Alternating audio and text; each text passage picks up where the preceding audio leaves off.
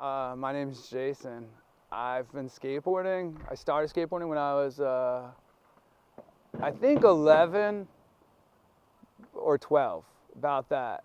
And then my older brother started skateboarding, and I always like beating him at things. It's a competitive Irish thing. But I was really young when I started skateboarding, but I guess I got decent at it pretty quickly because I was dedicated to it because it was the only thing I could really do outside. I had a really dysfunctional family, crazy, like chaotic family life. So it was something I could do all by myself, no coach, nobody to tell me I was doing it wrong. And it turns out that I ended up doing it pretty right. And so I ended up hanging out with kids that were a lot older than me, and in environments that normally I wouldn't be in. And so like I went to Vassar College for the first time when I was really young. Most people don't make it to Vassar until they get out of high school. I was there when I was like 13. And skateboarding environment hasn't always been as accepted. It hasn't been as accepted as it is now. And so when I was young, I was good. I had this thing that was totally cool. It was functional, and it gave me an outlet that was positive. It gave me something to do that like only I could do the way that I did it. And but yeah, the community surrounding it was not as supportive or really understanding. And so I ended up hanging out with these teenagers, and we go skating and we get chased around. And I'm a kid. I didn't really think that much of it.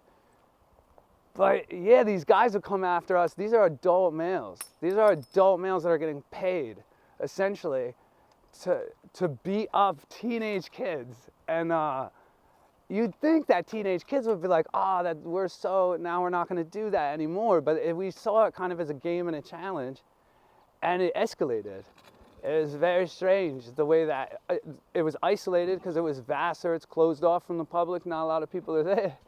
But we'd go skating and these guys would come after us, and like we kind of thought they thought it was a game too, but we realized these are adult males that are just absolutely out of their mind because they're taking the impression of society like about skateboarding and trying to like enforce it on these teenagers that were not having it. So like eventually they caught up with us, and we were like teenagers sometimes do. We were experimenting. We were like alcohol scientists that day, and we were drinking some Old Englishes, and these two really overweight adult guys came over, and one of them took this kid Jeff's skateboard, and Jeff was like a poor ass kid. He didn't have any money.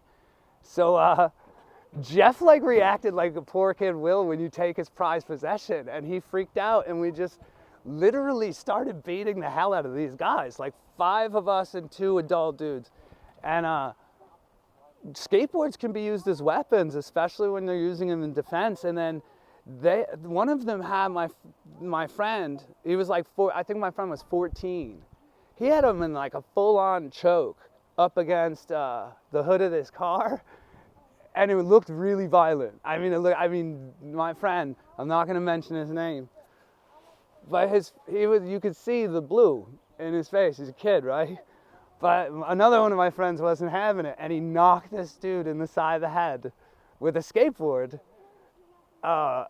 And he was dazed as hell, like zombie walking dazed security guard. And we just beat the living shit out of that guy to where the other guy ran away and got other guys. And you'd think that these security guards at such a prestigious university would at least have walkie-talkies. Or maybe we just scared him that much.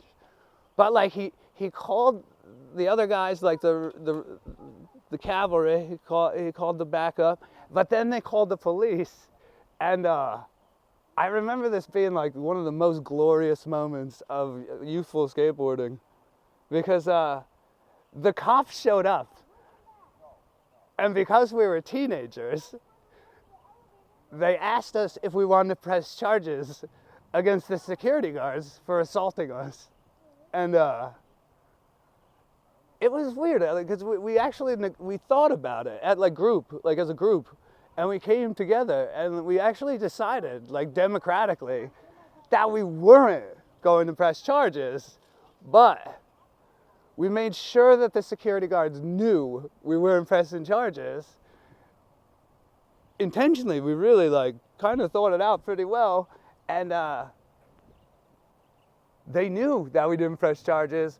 The cops let us go. The security guards went back to their fort, and they never fucked with us again because they realized that, like, yeah, you can fuck with us all you want, and I know we're not supposed to skateboard, but we'll bring it, and if you touch us, you're gonna go to jail, buddy, because that's the way it should be. And we got to skate. They didn't assault any kids, and yeah, and I got to beat the shit out of a security guard, which I have to get like paying fines and tickets for this long and that long. You know, it just felt right. It just felt right.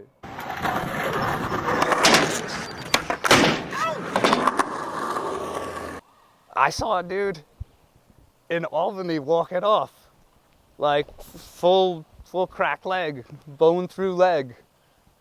Sat down on the couch, waited for the ambulance to come. Was pissed he didn't land the trick. That's skateboarding. You know, it's like, fuck it, dude. Like, you're gonna hit it. You're gonna hit it or you're gonna die trying. And when you hit it though, you know, I don't think they have that in basketball or football. Slam dunk doesn't feel like that.